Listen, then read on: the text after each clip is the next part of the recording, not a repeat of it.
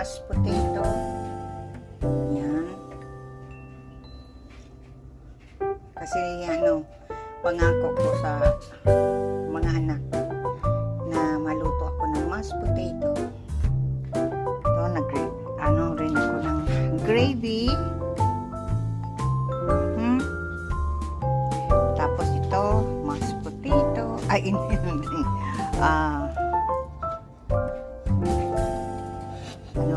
gulay. Carrots. Yan.